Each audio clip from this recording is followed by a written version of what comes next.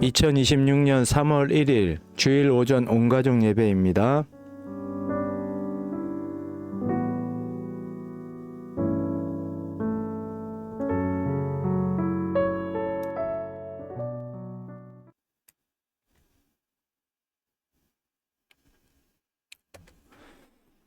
하나님의 말씀은 예레미야 5장 1절, 구약성경 1057페이지입니다. 예레미야 5장 1절, 구약성경 1057페이지입니다. 너희는 예루살렘 거리로 빨리 다니며 그 넓은 거리에서 찾아보고 알라. 너희가 만일 정의를 행하며 진리를 구하는 자를 한 사람이라도 찾으면 내가 이 성읍을 용서하리라. 아멘. 오늘은 찾아보고 알라라는 제목의 말씀을 증거하도록 하겠습니다. 성도님들, 이 시대는 선을 행하는 시대인 것 같습니까?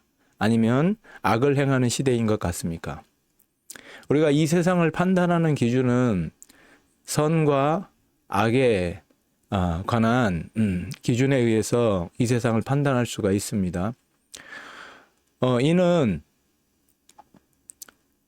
이 세상을 우리가 선하게 보느냐, 악하게 보느냐, 이런 어떤 관점을 떠나서 우리의 생각에는 사실 이 세상을 악하게 본다, 이렇게 말하고 싶어 하지 않을 것입니다. 왜냐하면 이 세상이 악하다 하면은 참 희망이 없는 것 같잖아요. 그래서 아무리 악한 세상이라 하더라도 우리는 그래도 하나님의 선을 향해서 선을 쫓아서 살아가는 그런 세상이 아니겠는가, 좀 그렇게 노력하는 그런 세상이지 않겠는가, 이런 어떤 희망을 가지고 살아갈 수 있습니다. 그러나 우리가 이 시대를 판단하는 기준, 우리 이 시대를 어떻게 판단하고 있는지에 대해서는 우리 한번 생각해 볼 수 있을 것 같습니다. 먼저 우리가 선한 세상이라고 생각을 하는 그 증거가 우리 성경에는 이렇게 기록이 되어 있죠. 공의를 구하며 그리고 정의를 행하며 진리를 기뻐하는 삶이다.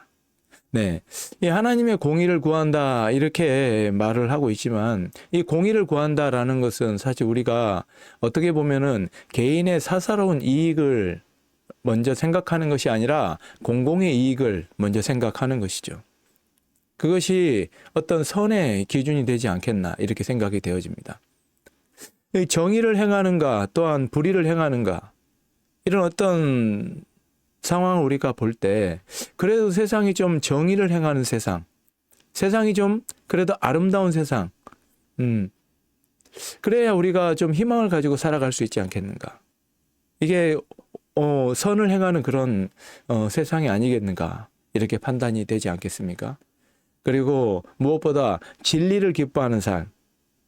어떤 성인은 이렇게 이야기를 했죠. 내가 아침에 진리를 들으면 밤에 죽어도 가하다. 그만큼 진리를 기뻐하고 사랑했던 그 사람의 말처럼 정말 우리가 진리를 기뻐하는 삶인가? 아니면 이 진리가 있어도 되고 없어도 되고 그런 삶인가? 어떤 삶인 것 같습니까? 반대로 악한 세상은요, 공의를 구하지 않고 개인의 사리 사욕을 챙기는, 세상에 이제 종말이 올 때는 거의 아마 공의를 찾아보기는 어려울 것 같아요. 왜냐하면 자기 혼자 살 길을 찾아야 하니까요. 성경에서 이런 이야기가 있습니다.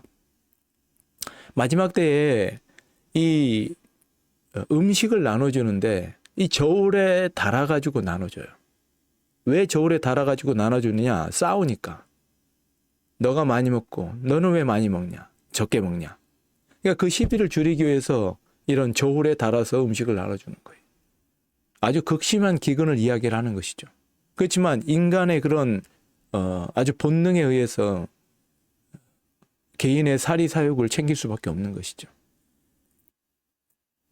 두 번째로 정의를 행하지 않는 것, 한마디로 불의를 행하는 세상.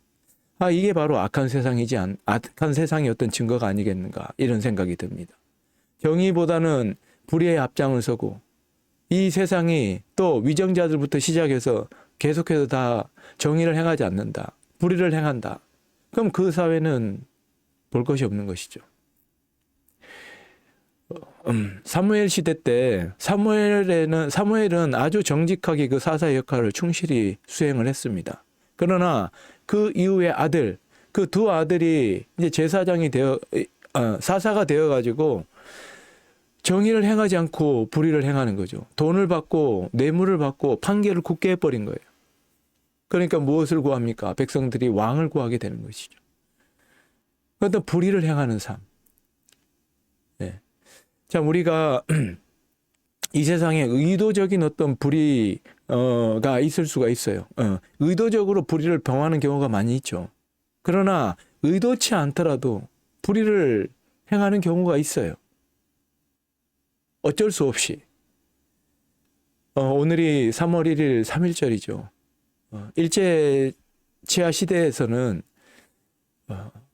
3.1절에 3월 1일에 나가서 부르짖는 것, 그리고 광복을 위해 외치는 것, 그것이 아마 그 시대 우리나라에서는 정의였을 것입니다. 그러나 일제치하에 살아가는 그 백성들, 어쩔 수 없이 일본 정부의 룰을 따라야 하고 일본의 그런 억압 속에서 살아야 하는 그런 사람들이 의도치 않게 정의를 행하지 않는, 불의를 행하는 그런 시대가 있었다는 것이죠. 한마디로 그렇게 불의를 행하지 않는 그런 시대, 그런 시대도 분명하게 존재한다는 것이죠. 어떻든 우리는 불의보다는 정의를 앞서가는 그런 사회가 좀 선한 사회가 아니겠는가, 이렇게 생각이 되어집니다. 또한 진리를 멸시하는 삶, 아예 진리의 말씀을 듣고 싶어 하지 않는, 또 사람의 훈계를 듣고 싶어 하지 않는, 오늘날 우리 교회에서 말씀이 선포되고 있지만 말씀이 선포되는 말씀 중에 우리가 하나님의 복을 받는 말씀, 하나님의 은혜를 받는 말씀은 다들 아멘하고 다들 좋아해요.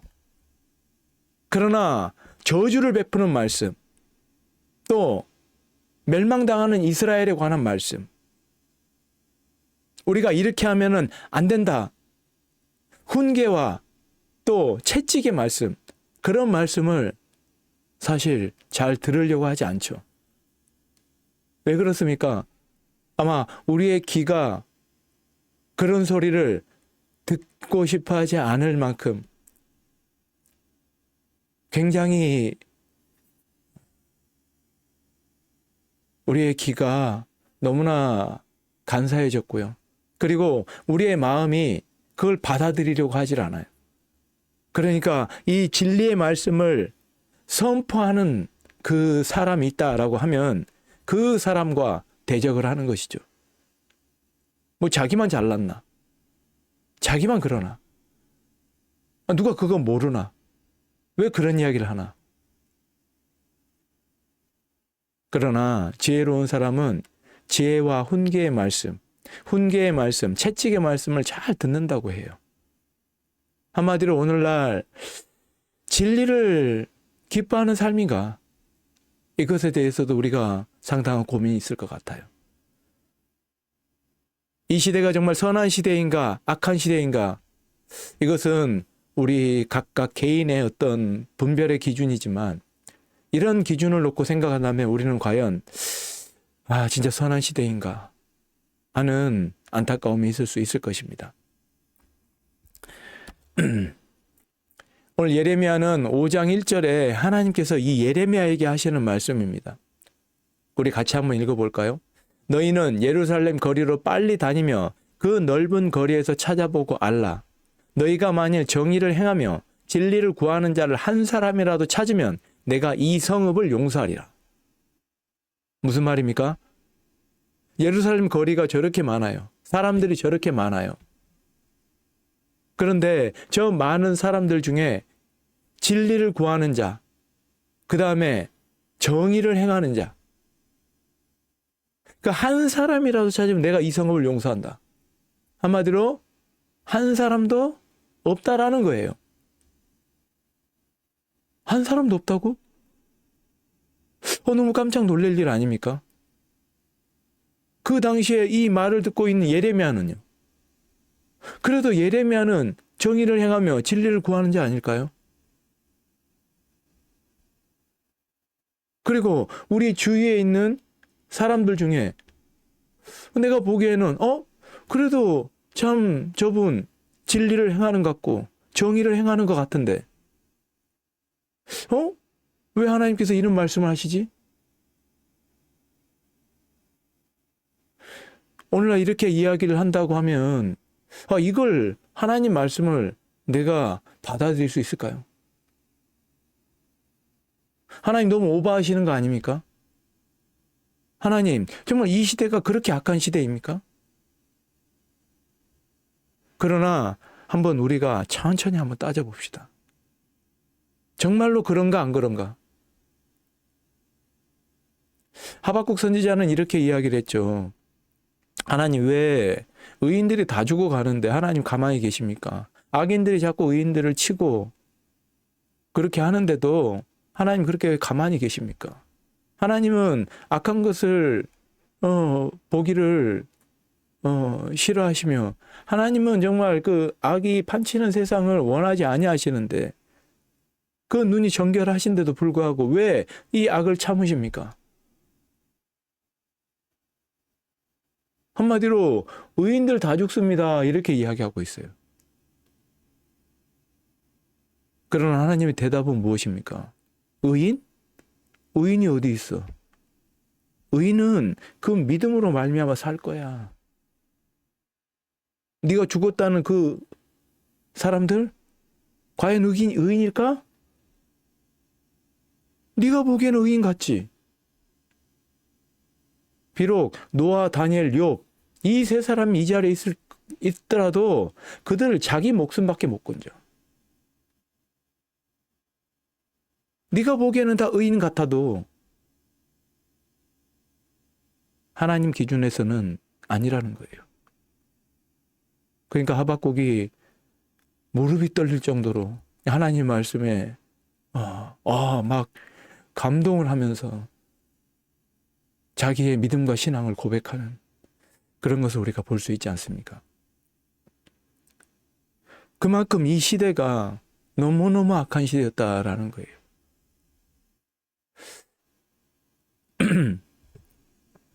이 말은 예레미야가 4장 10절에 이렇게 말씀을 하는데요. 내가 이르되 슬프도소이다. 주 여호와여 주께서 진실로 이 백성과 예루살렘을 크게 속이셨나이다. 이르시기를 너희에게 평강이 있으리라 하시더니 칼이 생명에 이르렀나이다. 하나님이 너희에게 평강이 있으리다 이렇게 말을 했지만 어느새 보니까 칼이 내 생명에 와 있다는 거예요. 칼이 내 목전에 와 있다는 거예요. 예레미야가 이 말하는 이유가 무엇일까요? 하나님께서 우리 4장 1절부터 살펴보면요. 하나님께서 이렇게 말씀하세요. 하나님께서 여호와께서 이르시되 이스라엘아 내가 돌아오려거든 내게로 돌아오라. 내가 만일 나의 목전에서 가증한 것을 버리고 내가 흔들리지 아니하며 진실과 정의와 공의로 여호와의 삶을 두고 맹세하면 나라들이 나로 말미암아 스스로 복을 빌며 나로 말미암아 자랑하리라. 하나님께 돌아오면 하나님께서는 그것을 가지고 너희들에게 복을 내려주겠다 이렇게 말씀을 하시죠. 3절과 4절에는요. 여호와께서 유다와 예루살렘 사람에게 이와 같이 이르노라. 너희 묵은 땅을 갈고 가시덤불에 파종하지 말라. 유다인과 예루살렘 주민들아 너희는 스스로 할례를 행하여 너희 마음 가죽을 베고 나 여호와께 속하라. 그리하지 아니하면 너희 악행으로 말미암아 나의 분노가 불같이 일어나 사르리니 그것을 끌 자가 없으리라. 그래서 얼른 돌아오라는 거예요. 나에게 돌아오라는 거예요. 스스로 마음의 할례를 행하고 너희 마음의 가죽을 베라. 너희 마음이 딱딱한 그 악의 가죽으로 둘러싸여 있는데 그 마음을 깨뜨리고 내게로 돌아오라는 거예요. 내게로 돌아오라는 거예요. 그러나 이스라엘 백성들이 어떻게 합니까? 하늘 황후를 섬겼을 때는 우리가 풍족하였더니 그 하늘 황후를 섬기지 않으니까 우리가 이렇게 주려 죽는구나. 우리 다시 하늘 황후를 섬기러 가자. 다른 이방신들을 섬기러 가자. 이렇게 하면서 이스라엘 백성들이 하나님의 분노를 일으켰다라는 것입니다. 그래서 하나님께서는 내게로 돌아와라. 왜 어찌 죽을 길로 가느냐? 왜 어찌 나에게서 떠나서 다른 이방신들에게로 가느냐? 그 내가 이 땅에 심판을 베풀 것이다. 5절부터는요. 너희는 유다에 선포하며 예루살렘에 공포하여 이르기를 이 땅에서 나팔을 불라 하며 또 크게 외쳐 이르기를 너희는 모이라 우리가 견고한 성으로 들어가자 하고 시온을 향하여 깃발을 세우라 도피하라 지체하지 말라 내가 북방에서 재난과 큰 멸망을 가져오리라. 사자가 그 수풀에서 올라왔으며 나라들을 멸하는 자가 나아왔으되 내 땅을 황폐하게 하려고 이미 그의 처소를 떠났은즉 내 성읍들이 황폐하여 주민이 없게 되리니 이로 말미암아 너희는 굵은 배를 두르고 애곡하라. 이는 여호와의 맹렬한 노가 아직 너희에게서 돌이키지 아니하였음이라. 한마디로 하나님께서 이 얼마나 이스라엘 백성들이 이방신을 섬기고 하나님께 돌아오지 않는 것을 한탄해 하시면서 그 분노로 말미암아 이스라엘 멸망시키시겠다라고 말씀하시는 것이죠. 9절에는요. 여호와의 말씀이니라 그날에 왕과 지도자들은 낙심할 것이며 제사장들은 놀랄 것이며 선지자들은 깜짝 놀라리라. 선지자들은 깜짝 놀란다는 거예요. 왜요? 이 선지자들에 의해서 이렇게 놀랄 만한 일이 벌어진다라는 것이죠. 너희들이 정말 깜짝 놀랄 정도로 이스라엘이 완전히 패망할 것이다. 이 유다가 완전히 멸망을 당할 것이다. 이렇게 말하는 것입니다. 이렇게 이야기하니까 예레미야가 4장 10절에 내가 이르되 슬프도소이다. 내가 이르되 슬프도소이다. 주 여호와여 주께서 진실로 이 백성과 예루살렘을 크게 속이셨나이다. 하나님께서 이 백성과 이스라엘에게 하나님을 속이신 것처럼 그렇게 하나님이 우리를 속이신 것처럼 그렇게 되었다라는 거죠.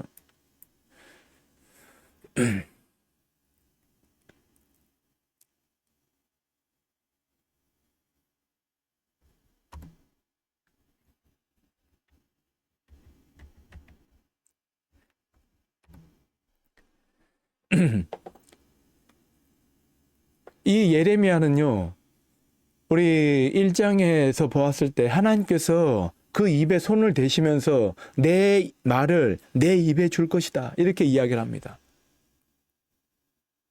그러면서 이 하나님의 마음을 너무너무 이해하고 있는데요. 이스라엘 백성들이 멸망을 당할 수밖에 없는 하나님 앞으로 돌아오지 않는 그런 상황들을 다 지켜보고 있습니다. 이 예레미야가 요시야 시대부터 이제 활동을 하게 되는데 그 이전에 므낫세 시절부터 시작해서 아주 악한 이 이방신을 섬기는 문화가 이 정착을 해버렸어요. 므낫세가 55년간을 통치하면서 그의 아버지 히스기야가 이 땅에 완전히 대개혁을 일으켰음에도 불구하고 그 아들 므낫세가 이 55년간을 통치하면서 이스라엘의 그 뼈에 새겨지도록 우상을 섬기는 그런 삶을 살아가게 되었어요. 요시야 시대 때 잠깐 동안 이렇게 반짝해서 좀 개혁을 했어요. 요시야 왕이 26살 때 이제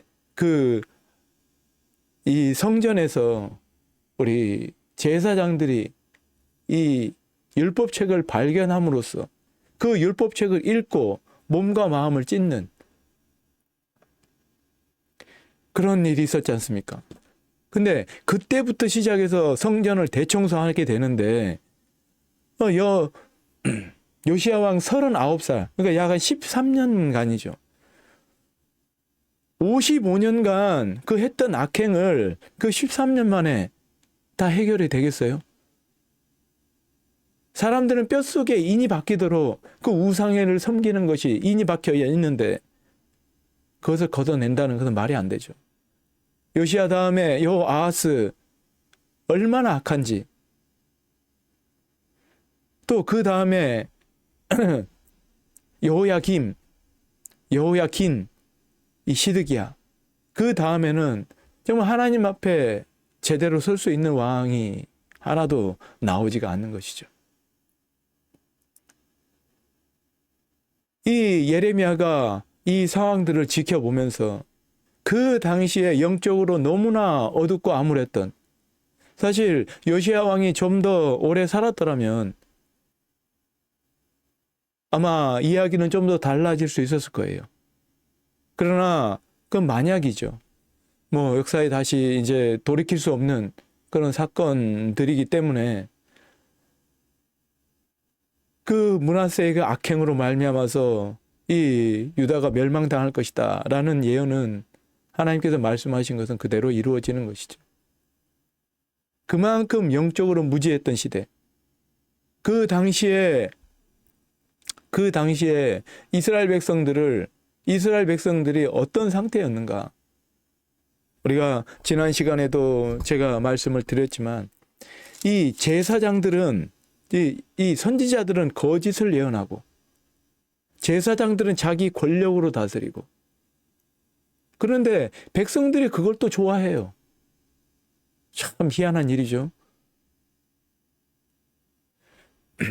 전혀 하나님을 알지 못하는 시대, 하나님을 전혀 인정하지 않는 시대, 그런 시대였다는 거예요. 하나님께서는 이스라엘 백성들을 하나님께서 인도하시기 위해서, 이스라엘 백성들에게 좋은 것을 주시기 위해서 그렇게 노력하셨지만 이 이스라엘 백성들이 그것을 전혀 받아들이지 않는 그런 인생을 살아가게 되었다라는 것이죠. 이 당시에 영적으로 너무나 암울했던 그런 시기였는데요. 어떻게 성전에서 이 요시야 시대 때 제사장이 성경책을 발견할 수가 있겠어요? 율법책을 발견할 수 있어요. 오늘날로 말하면은 목사들이 교회에서 성경책을 발견한 거예요. 얼마나 므낫세 왕이 그 악행으로 말미암아서 이 하나님을 섬기는 이 유대인들의 하나님이 완전히 파묻혀 버렸고요. 어디에 성경책이 어디에 있는지도 몰라. 율법책이 어디에 있는지도 모르는 그런 상황이었죠. 그런데 그걸 어떻게 발견을 해가지고 왔다는 거죠. 얼마나 한탄스러운 일입니까? 그동안 그렇게 부패하고 썩어가는 동안 그럼 그 율법책을 한 번이라도 봤다는 겁니까? 전혀 보지 않았다는 거예요. 그러니까 선지자들은 그 바알의 선지자들 아주 거짓을 예언하고 하나님 섬기는 건 전혀 상상할 수도 없는, 그리고 제사장들 세워놨는데 하나님을 알기는 뭘 알아요? 하나님을 전혀 알지를 못해요. 전혀 알지를 못해요. 그러면서 자기 권력, 권위로 이 백성들을 다스려 나간다는 거예요. 너에게 평강이 있을지어다. 하나님이 함께 하신다. 거짓 선지자와 이 제사장이 다를 게 뭐가 있어요? 근데 백성들은 그걸 또 보고 좋아해요. 예레미야가 아나돗의 제사장이었는데요. 하나님이 예레미야를 불렀어요. 그럼 그 말은 뭐냐? 이 제사장들과 이 거짓 선지자들과 대적하게 되는 것이죠. 하나님 말씀을 그 입에 주어서 그 선포를 하게 되는데, 그러면 백성들이 듣느냐? 제사장들이 그 말을 듣느냐? 아니면 선지자들이 그 말을 듣느냐? 서로 이를 갈고 있죠. 만약에 목사가 앞에서 설교하는데 앞에서 이를 갈고 있는 성도들이 있다. 그 이 설교가 되겠어요? 말이 들어가겠어요? 이만큼 어두운 시대였다는 거예요.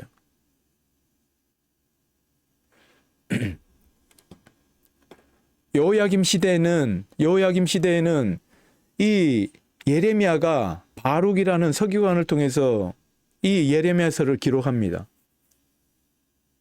그 예레미야서를 기록해가지고 그 신하들, 고관들에게 읽어주니까 고관들이 깜짝 놀라는 거예요. 그래서 어떻게 하냐? 이 예레미야와 바룩을 숨겨요. 그리고 왕에게 가서 그걸 읽어주는데 왕이 어떻게 하냐? 왕이 그거를 3편, 4편 읽으면은 하나씩 떼가지고 불에 불살라버려. 이렇게 영적으로 암울한 시대. 하나님의 말씀이 전혀 통하지 않는 그런 시대. 예레미야, 하나님의 말씀을 받아 예레미야가 어떻게 하겠어요? 내가 이르되 슬프도소이다. 주 여호와여, 주께서 진실로 이 백성과 예루살렘을 크게 속이셨나이다. 이르기를 너희에게 평강이 있으리라 하시더니 칼이 생명에 이르렀나이다. 하나님, 이 말씀을 자세히 들여다보시기 바랍니다. 하나님, 이 백성들이 이 악함과 또 하나님의 말씀이 내 안에 있음으로 말미암아서 이 백성들이 얼마나 악을 행하는지 이 예레미야가 가운데서 어떻게 할 줄을 몰라요. 혹시 성도님들은 그런 마음을 느껴보셨나요? 저는 예수님을 믿고 하나님 앞에서 기도하며 하나님이 나를 구원해 주신 그 놀라운 사실을 정말 감격적으로 받아들이고 있을 때 갑자기 누가 생각나느냐? 저희 믿지 않는 아버지, 저 믿지 않는 가족들. 아니, 저 사람들 저렇게 돌아가시면 하나님 나라에 못 가는데 얼마나 마음이 아픈지 몰라요. 그래서 안절부절 못해. 안절부절을 못해요. 그래서 나가서 외치는 거죠. 돌을 맞든 핍박을 당하든 이거 말고 다른 데 가서 하세요. 아랑곳하지 않고 외치는 거예요. 이런 그 예레미야의 그 마음, 그 칼이 이 생명을 찌르는 데까지 와 있는데도 불구하고 알지 못하는 이스라엘 백성들. 하나님 앞에서 이런 고민, 어려움. 사실 하나님 앞에 또 말씀드리고 싶죠. 하나님, 과거에도 이러지 않았습니까? 하나님, 용서해 주시면 안 되겠어요? 하나님, 이게 한두 번도 아닌데 용서해 주시면 안 되나요? 하나님, 제발요, 용서해 주옵소서. 아브라함이 소돔과 고모라의 소돔성에 그 자기 조카 롯이 있는 것을 알고 이 소돔을 멸망하러 가겠다라고 그렇게 할 때 어떻게 합니까? 하나님, 거기에 과연 의인 50명이 있을지라도 멸망시키실 겁니까? 아니야. 50명 찾으면 내가 안 할게. 그럼 45명은요? 40명은요? 30명은요?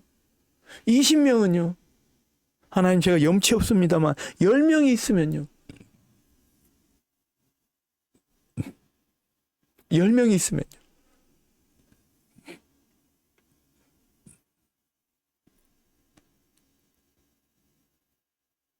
그렇게 이 아브라함은 이 조카 롯 때문에 그렇게 간절히 구했던 것 기억나십니까? 예레미야도 얼마나 같은 심정이겠어요.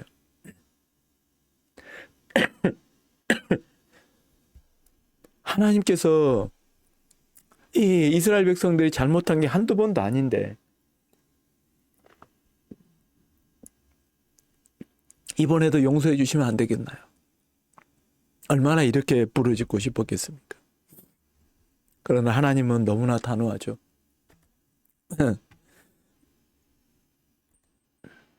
하나님은 너무나 단호합니다. 어떻게 하느냐?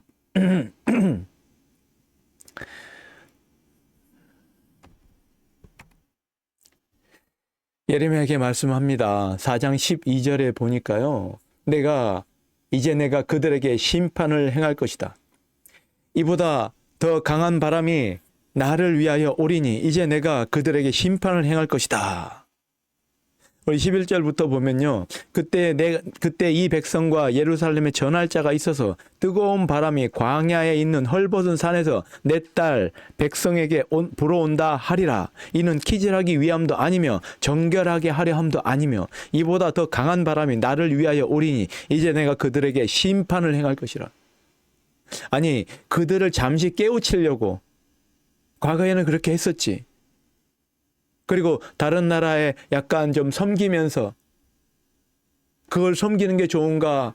그냥 하나님 섬기는 게 좋은가? 그래서 그들이 또 부르짖으면 내가 또 살려주고 회복시켜주고 그렇게 했었지. 이제는 그렇게 하지 않을 거야. 이제는 나 여호와가 심판을 행할 것이다. 보라, 그가 구름같이 올라오나니 그의 병거는 회오리 바람 같고 그의 말들은 독수리보다 빠르도다. 우리에게 화 있도다. 우리는 멸망하도다 하리라. 예루살렘아, 내 마음의 악을 씻어버리라. 그리하면 구원을 얻으리라. 내 악한 생각이 내 속에서 얼마나 오래 머물겠느냐. 하나님께서 그럼에도 불구하고 이스라엘 백성들에게 돌아오라는 거예요. 돌아와야 된다. 하나님 앞에 돌아와라. 그것만이 살 길이다. 단에서 소리를 선포하며 에브라임 산에서 재앙을 공포하는도다. 너희는 여러 나라에 전하며 또 예루살렘에 알리기를 애워싸고 치는 자들이 먼 땅에서부터 와서 유다 성읍들을 향하여 소리를 지른다 하라. 그들의 밭을 지키는 자같이 예루살렘을 애워싸느니 이는 그가 나를 거역했기 때문이니라. 여호와의 말씀이니라. 내 길과 행위가 이 일들을 부르게 하였나니 이는 내가 악함이라. 그 고통이 내 마음에까지 미치느니라. 하나님께서 이 예레미야의 그 마음을 아시고 그 마음에 대한 이 대답을 해주시는데요. 나에게 돌아오면 살 것이지만 그렇지 않으면 다 멸망당할 것이다. 그러니까 이 예레미야가 이렇게 이야기를 합니다. 슬프고 아프다. 내 마음이 아프고 내 마음이 답답하여 잠잠할 수 없으니 이는 나의 심령이 나팔 소리와 전쟁의 경보를 들음이로다. 여기서 슬프고 아프다 이 말이요. 아주 부드럽게 번역이 된 말이에요. 뭐냐? 원문에는요. 내 창자여, 내 창자여. 내 마음속이 아프고 내 마음이 답답하여 잠잠할 수 없다는 거예요. 뭐냐? 내 창자가 끊어지는 고통과 같이 얼마나 아프고 얼마나 답답한지. 이 예레미야에게 계속해서 울리는 것이 전쟁의 경보예요. 뭐냐? 나팔 소리와 전쟁의 경보인데 이 나팔 소리로 우리 전쟁의 경보를 하잖아요. 부 이렇게 불면 아, 누가 몰려오는구나. 그게 계속해서 들리는 거예요. 오늘날로 말하면 이 경보 울리는 거 있잖아요. 아주 비상 상황에서 울리는 그런 경보와 같이 그 당시에는 그 나팔 소리로 경고하는 그런 말이 계속해서 내 마음에, 내 생각에 계속해서 울려가는 거예요.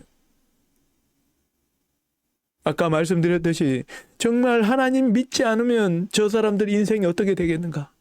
그런 하나님의 마음을 가지고 이 사람들을 바라보는 것 같이 정말 답답하게 견딜 수가 없으니까 나가서 예수님 믿으세요. 교회 오세요. 누가 무슨 핍박을 해도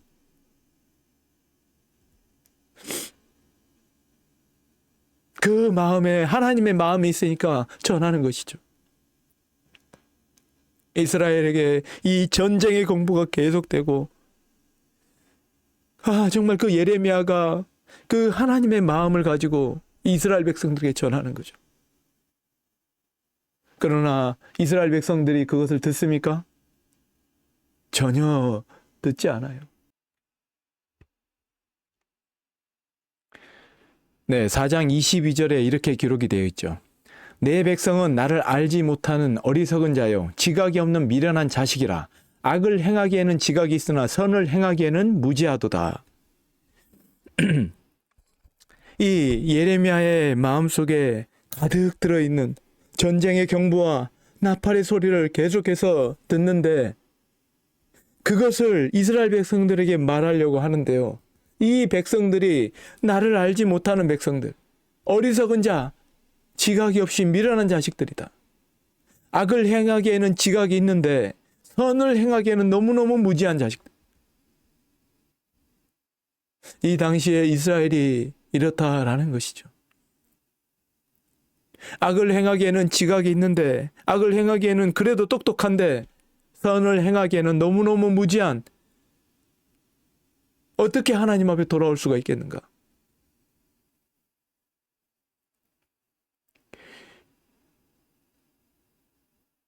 (23절부터는) 하나님께서 이스라엘 예레미야에게 환상을 보여주십니다. 보라, 내가 땅을 본즉 혼돈하고 공허하며 하늘에는 빛이 없으며 내가 산들을 본즉 다 진동하며 작은 산들도 요동하며 내가 본즉 사람이 없으며 공중의 새가 다 날아갔으며 보라, 내가 본즉 좋은 땅이 황무지가 되었으며 그 모든 성읍이 여호와의 앞 그의 맹렬한 진노 앞에 무너졌으니 여호와께서 이와 같이 말씀하시길 이 온 땅이 황폐할 것이나 내가 진멸하지는 아니할 것이며 이로 말미암아 땅이 슬퍼할 것이며 위의 하늘이 어두울 것이라. 내가 이미 말하였으며 작정하였고 후회하지 아니하였은즉 또한 거기서 돌이키지 아니하리라 하셨음이로다. 이렇게 하면서 하나님께서 이스라엘의 그 멸망을 작정하셨다라고 그런 환상을 이스라엘에게, 이 예레미야에게 보여주십니다. 29절에요. 기병과 활 쏘는 자의 함성으로 말미암아 모든 성읍 사람들이 도망하여 숲풀에 들어가고 바위에 기어 오르며 각 성읍이 버림을 당하여 거기 사는 사람이 없나니 멸망을 당한 자여 내가 어떻게 하려느냐. 내가 붉은 옷을 입고 금장식으로 단장하고 눈을 그려 꾸밀지라도 내가 화장한 것이 헛된 일이라. 연인들이 너를 멸시하며 내 생명을 찾느니라. 그렇게 아름다웠던 그 예루살렘, 유다. 그러나 하나님 앞에서 하나님께서는 너를 멸망시킬 것이다.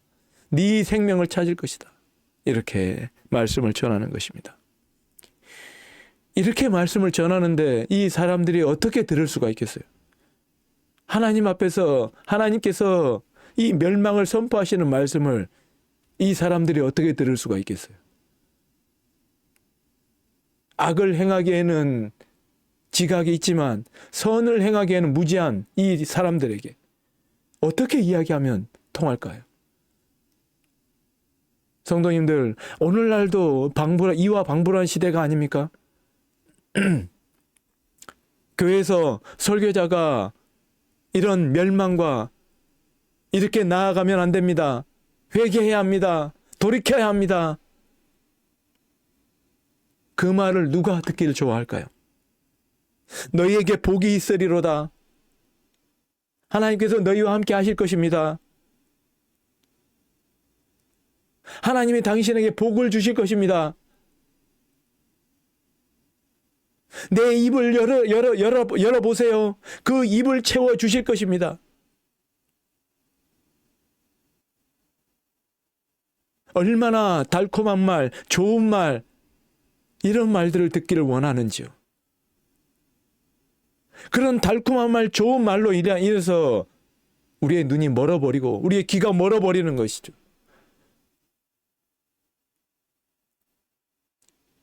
정말 우리 성도님들은 하나님 앞에서 하나님의 훈계의 말씀을 들을 수 있겠습니까? 이 멸망의 말씀, 이 성경의 말씀이 이스라엘의 멸망의 말씀, 신약시대에서는 나중에 전부 순교하는 그런 말씀들, 어떻게 들을 수가 있겠어요? 내 귀가 딱딱하여서 단련되지 않았고 내 마음이 훈련되지 않았는데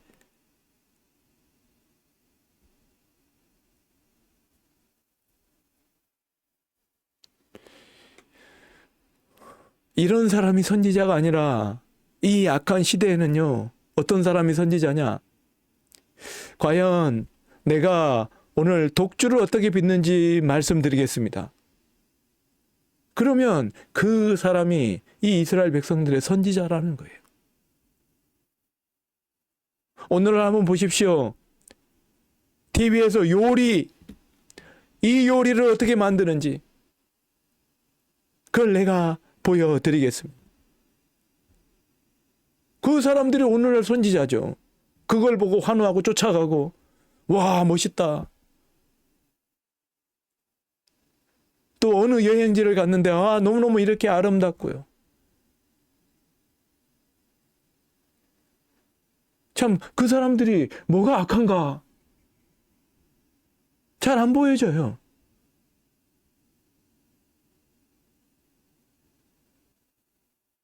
그냥 거기에 우리가 휩쓸려 가는 것이죠. 명철하신 하나님 말씀은 듣기 싫어하고 이 세상 헛된데 또 자기가 관심 있는 것 그것을 쫓아가는 거예요.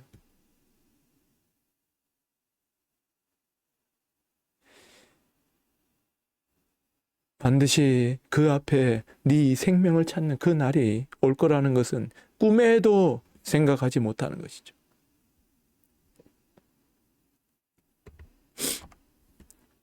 예레미야에게 아까 그 묻는 말에 이렇게 대답을 다시 하는 것이죠. 너희는 예루살렘 거리로 빨리 다니며 그 넓은 거리에서 찾아보고 알라. 너희가 만일 정의를 행하며 진리를 구하는 자를 단 한 사람이라도 찾으면 내가 이 성읍을 용서하리라. 하나님, 제발 이번에도 좀 용서해 주시면 안 될까요? 그거에 대한 하나님의 대답인 거예요. 노아 시대 때 하나님께서 천지를 창조하셨을 때는 그래도 하나님의 성품에 가깝게 선하게 사람들이 살았을 거예요.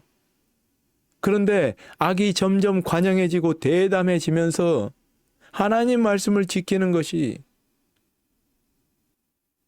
하나님 말씀을 지키는 사람들은 온데간데 없고 이제 하나님 앞에 회개하고 온 땅이 하나님 앞에 불의를 저지르고 그렇게 하다 보니까 하나님이 이 이스라엘 죄송합니다. 이 나라들을 심판하시는 것이죠.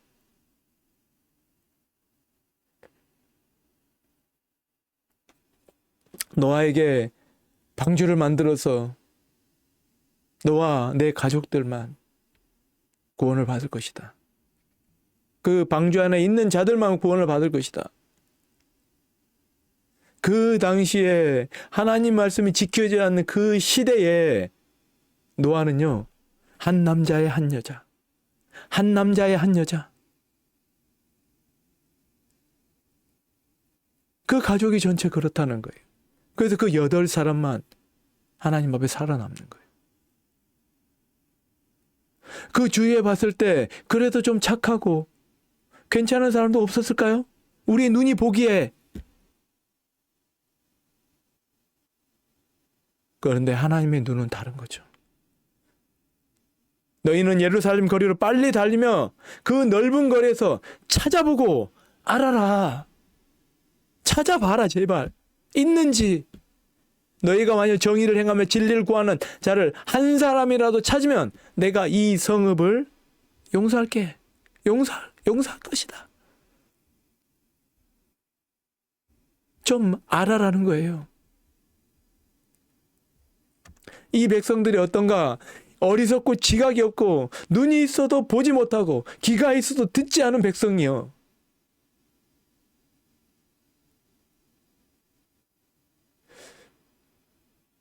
이 이스라엘 백성들이 현재 이런 상황이라는 거예요. 얼마나 어이가 없겠어요.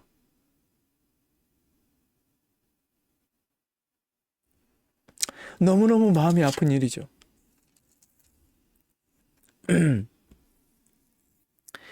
하나님께서 이 야곱의 집에 이 선포하며 이르신 말씀이 이런 말씀이라는 거예요. 지금 현재 이스라엘의 상태, 이스라엘이 지금 어떤 상황인가를 보여주고 있는 말씀이죠. 정말 여기 보면은 참 아이러니하게도 이 말이 앞뒤가 맞지가 않아요.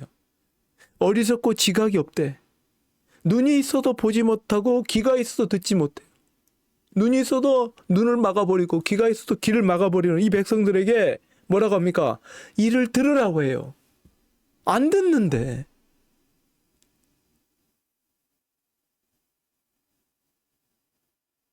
안 듣는데 그 사람들이 들어야 구원받는 거예요, 구원을.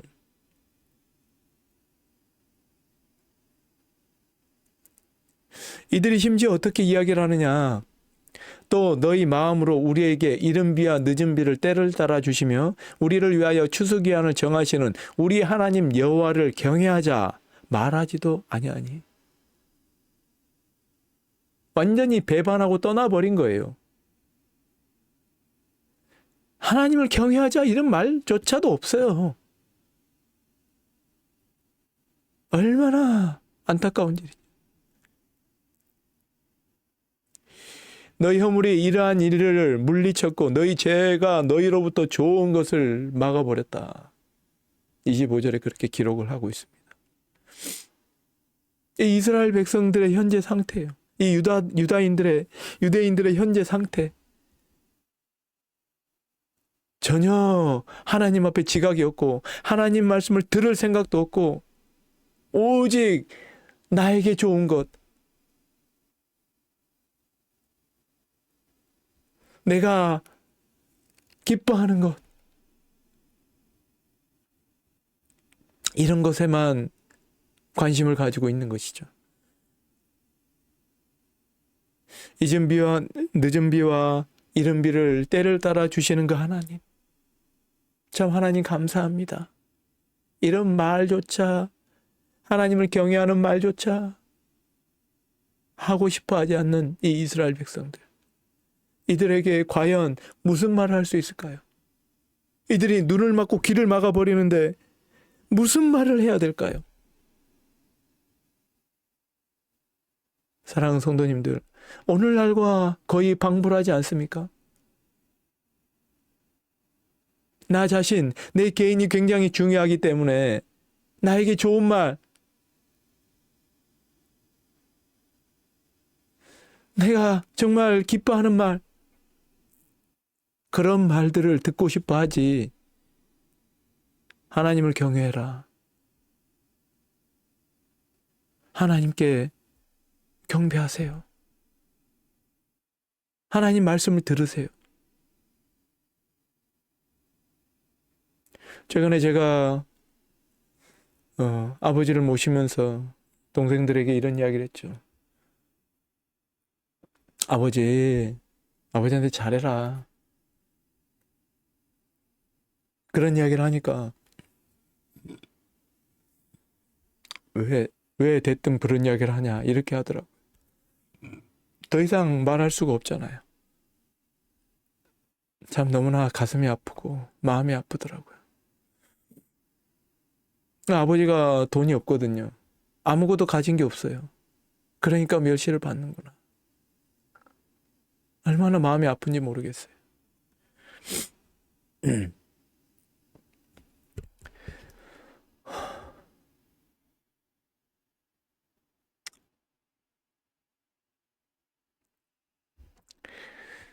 육 장 6절에요. 이렇게 말씀하고 있습니다.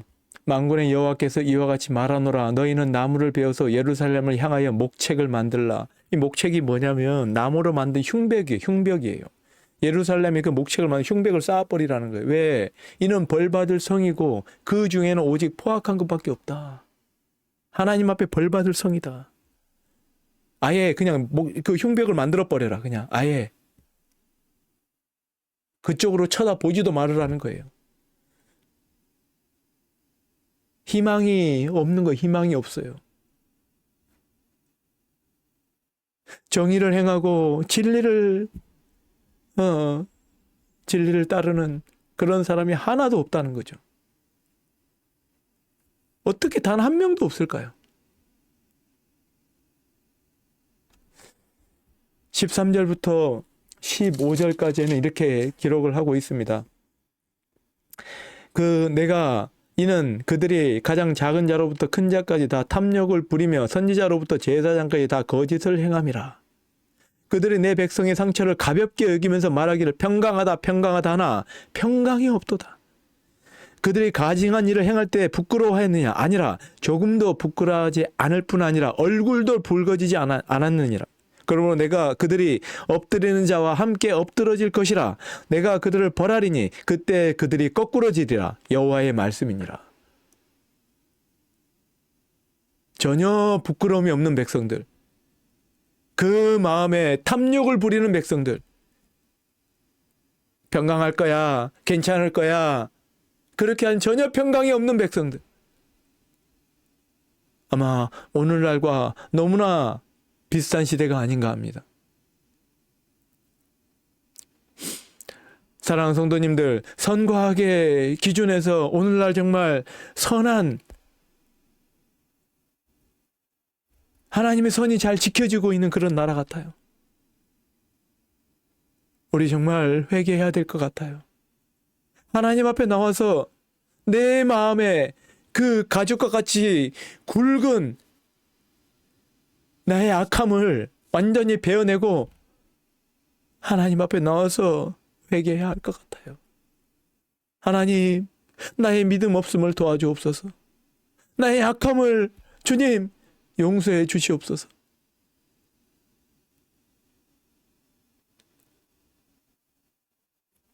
하나님의 심판의 메시지가 이어집니다.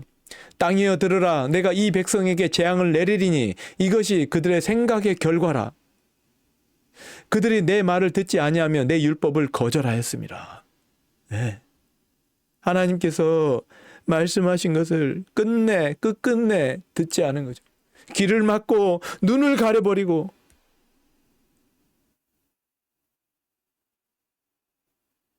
끝까지 하나님 말씀을 듣지 않은 거예요. 예레미야는 이야기를 합니다. 바벨론의 멍에를 매십시오. 바벨론이 쳐들어오면 순순히 따라가십시오. 그러나 그 앞에 거짓 선지자들은 이렇게 합니다. 2년 안에 하나님께서 모든 것을 회복시켜 주실 것입니다. 왕이 판단하기에 어떤 말이 듣기가 좋아요? 내가 판단해도요, 그 말이 더 듣기가 좋죠. 2년 안에 회복이 된다는데, 될지 안 될지 모르지만 일단 2년의 기간은 벌어놓은 거 아니에요.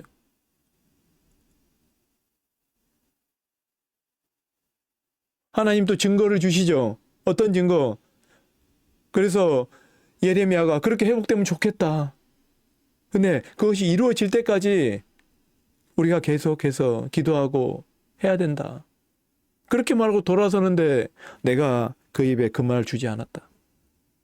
너는 가서 말해라. 네가 금년에 죽을 것이다. 금년 7월에 죽어버려요. 그때. 그런 증거를 보여줌에도 불구하고 사람들은 자기가 듣고 싶어하는 말만 듣는 거예요. 듣기 싫어하는 말, 훈계의 말씀, 그런 말씀을 전혀 듣지 못하는 백성. 내 말을 듣지 않으면 내 율법을 거절하였습니다. 하나님 율법 거절해버리는데, 하나님이 출애굽에서 이스라엘 백성들을 데리고 왔을 때 하나님이 내 말을 너희들이 지키겠느냐 이렇게 했을 때 우리가 그 말을 지키겠습니다 라고 했는데, 이제 와서는 세대가 지나면서 하나님의 말씀이 전수되지가 않으면서 그 믿음과 신앙이 제대로 올바로 전수되지 않으면서 이제는 율법을 거절하는 백성들, 거부하는 백성들, 그런 백성들이 되어버렸다는 거예요. 성도님들, 만약에 내 자녀들 중에 이런 아이들이 있다, 얼마나 마음이 아프겠어요. 내 자녀들 중에 하나님 말씀을 거부하는 아이들이 있다. 부모로서 너무너무 가슴이 아플 거예요. 무엇보다도 하나님을 섬기고 따라야 하는데도 불구하고 그렇게 하지 못한 것. 얼마나 마음이 아픈지요.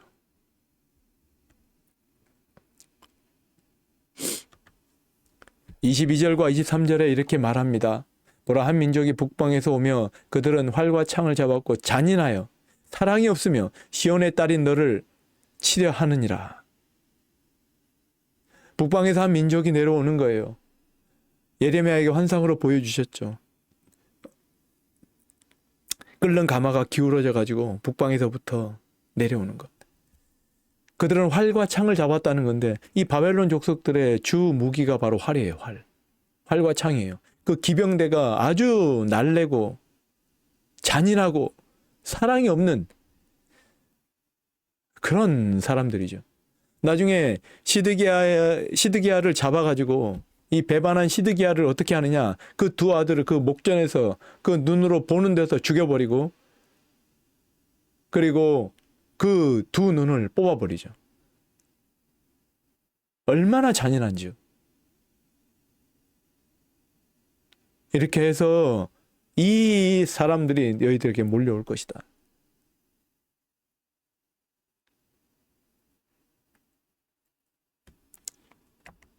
왜 이런 일이 있느냐? 사람들이 그들을 내버린 은이라 부르게 될 것은 여호와께서 그들을 버렸습니다. 하나님께서 그들을 버렸다는 거예요. 그들을 버렸다는 거예요. 예레미야 시대에는 하나님 앞에 드리는 기도마다 하나님이 거절하세요. 제발 찾아보고 알아라. 이 시대에 하나님을 찾는 사람, 정의를 향하며 진리를 구하는 사람, 한번 찾아봐. 그리고 알아라고, 똑바로 알아라. 네 주위에 착한 사람, 선한 사람, 그런 사람들이 있는 게 아니라 그런 사람이 없다는 것을 똑바로 알아야 된다는 거예요. 사랑하는 성도님, 의인은 없나니 하나도 없다. 하나님께서 하신 말씀이죠. 의인은 없나니 하나도 없다는 거죠.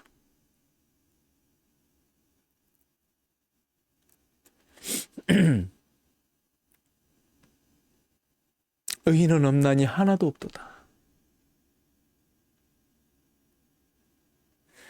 우리는 분명하게 알아야 합니다. 우리 선과 악을 판단하는 건 나의 기준이지만 하나님께서는요, 분명하게 알기를 원하세요. 나의 생각과 나의 마음대로 판단하는 것이 아니라 정말 그러한가? 그럼에도 하나님은 긍휼함을 잊지 않으십니다.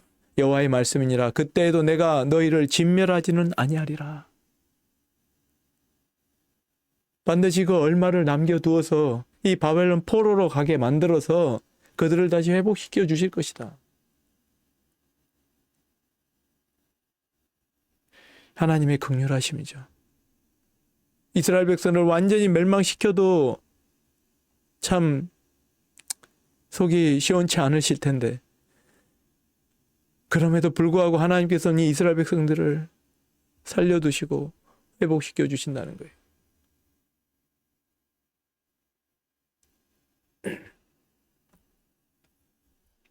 사랑하는 성도님들, 같이 한번 해보겠습니다. 악을 행하는 나라를 심판하시는 하나님. 이 세상에 의인이 아무도 없는 세상. 우리가 나라가 멸망할 때 여러 가지 이유가 있을 수가 있죠. 그러나 결정적인 것은, 하나님의 기준에서 가장 결정적인 것은 의로운 사람이 아무도 없다는 거예요. 정의를 행하며 진리를 구하는 자, 그런 사람이 아무도 없기 때문에 멸망을 당하는 겁니다. 이 시대의 마지막 때, 마지막에 종말이 있을 때도 아마 이와 방불한 시대가 될 겁니다. 하나님을 찾지 않고, 하나님을 구하지 않고, 예수님을 믿지 않고 다 졸며 잘세. 더 기한을 연장해줘도 하나님을 믿을 생각이 없는 세대들.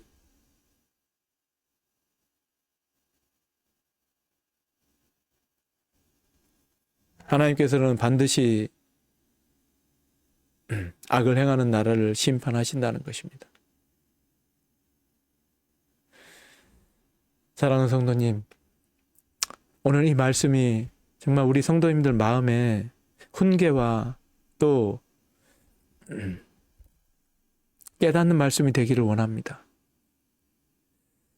비록 이 부족한 목사가 이 말을 전하지만 이게 하나님 말씀임을 분명히 알고 우리가 하나님 앞에서 죄의 사함과 죄의 용서받은 그 사실을 감사하며 살아갈 수 있기를 바라요. 그리고 정말로 내가 어떤 사람인가? 내가 정말 하나님 앞에서 의로운 사람인가? 하나님은 정말 나를 의롭다 하시겠는가? 스스로 판단하시는 그런 삶이 되기를 원합니다.